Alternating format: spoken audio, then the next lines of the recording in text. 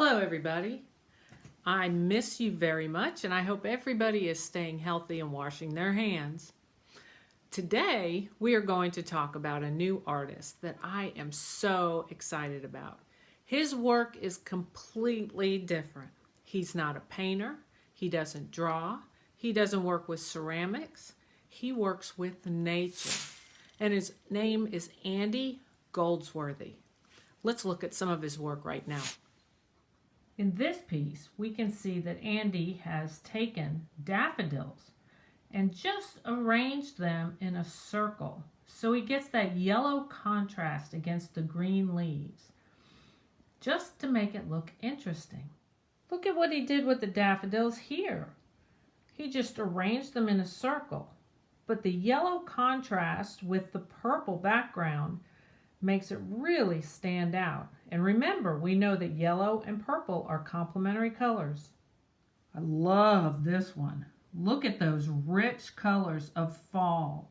Here he dug a little hole and then arranged the yellows and the reds and the oranges around the hole, almost like a little rainbow.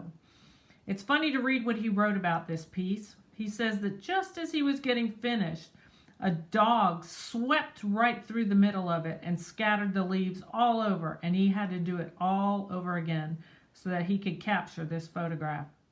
This, I think, is my favorite piece that Mr. Goldsworthy has done.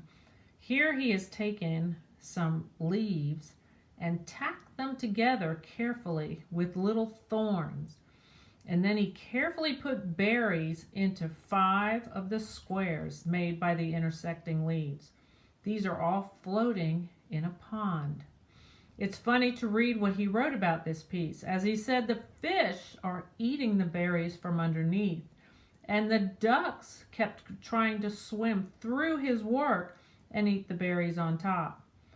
So when making artwork in a studio, we have to deal with how to mix colors, how to wash out our brushes. But here, Mr. Goldsworthy deals with other issues, like nature eating his artwork. That brings a good point up. Does art always have to be permanent? Does it always have to be something we can put in a museum or hang on the wall? Can it be something in nature that gets blown away by the wind or ruffled when the dog runs by? Can art be something that will disappear in hours or days or months? These are going to be our essential questions. What is art, and does art have to be permanent? So what are we going to do? I think we need to get out of our house and we need to get away from our screens, and we are going to go outside and collect some nature. Bring a container with you because you're going to want to pick up a lot of different things. Look for different colors, different shapes, different sizes, and put them all together, and let's see what we have. Here are some daffodil leaves. I always bring a pair of scissors so that maybe I could just cut a couple of those nice long leaves off and bring those with me. That's some good color right there. Oh, that's going to be beautiful. My dog Roxy loves to go outside hunting for things with me. So here are some of the things I found. Acorns, flowers, leaves, slate. There's some different colored leaves. And so I brought them inside and I've kind of sorted them out so I can see what I have and what I can use. Next step is to find a surface to work on. I like to pick a flat, solid color. I think though that I'll avoid green because the green doesn't show up on the green. But get a color that's just nice and flat and contrasting for your background. Avoid backgrounds that are textured like my kitchen countertop or too busy like this carpet. You want something flat and plain. Next, we're going to have to put some thought into our arrangement. That's a testament to Mr. Goldsworthy. He really thinks about what he's going to do. They look very simple, but there's actually a lot of thought that went into it. Just throwing everything together on a piece of paper doesn't work. Next step is to arrange and think about what you have. I have some acorn tops, but I still have some that are attached to the bottom. I may want to separate those out. And I have some leaves, nice long leaves. But in some cases, I may want those to be thinner. So I can just cut right through the center of those and make those a little bit thinner. I can cut these. Maybe I can even cut these into different shapes. That's going to be a nice little triangle shape. Some of these, I might want to pull these leaves off their stem. Here, I might want to actually pull the flower off and maybe even separate each individual petal. What can I do with those in that shape?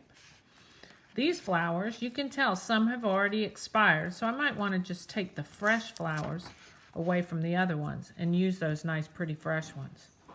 So start sorting and cutting and arranging, and let's see what you come up with. I don't need him, he's a little friend. My preschool friends may want to do something as simple as replicating the rays of the sun coming out from a central point. I want my elementary school friends to take it a step further. Show me a little bit more in-depth creativity. Notice that we've added different colors, patterns, textures to that simple preschool design. Spend some time with this. See what you can come up with. Razzle dazzle me. Show me something I've never seen before. Be creative. And for my middle school students, see if you can take some of those natural materials and really manipulate them to turn them into a beautiful piece of artwork. Okay, so we talked about Andy Goldsworthy and some of the work that he makes, and we have been challenged to go outside and make some of our own artwork. I would love to see some photographs of the creativity that you come up with. We know that Andy Goldsworthy artwork is not permanent, but it still is an image of creativity and artwork.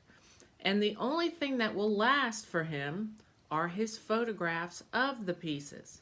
I want you to make photographs of your pieces also and send those to me so I can see what kind of fabulous ideas that you come up with. In a couple of days, I'm going to send you 2 more artists to look at that make artwork along these same lines. I think you'll be interested in those too. Until then, have fun, be creative, and stay healthy. Bye-bye.